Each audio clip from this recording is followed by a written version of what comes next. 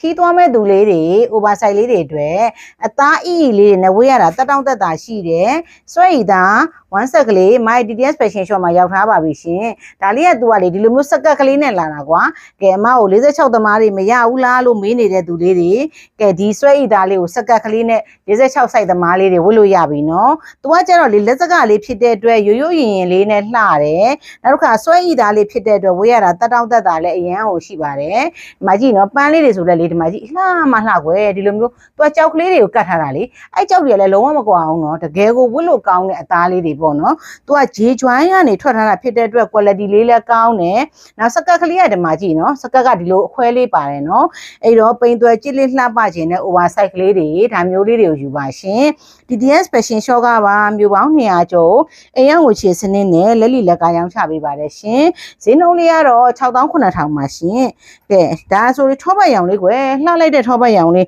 ဒါကတော့အများကြိုက်တဲ့အနက်ရောင်လေးနော်ပစ္စည်းပိုးလေးကတော့အရင်ကိုချေရပါတယ်ရှင်ဒလီကာလေးတွေတော့အမတို့ကြိုကောက်ပါတယ်ရှင်ဒလီကာလေးကတော့ကြိုကောက်တယ်နော်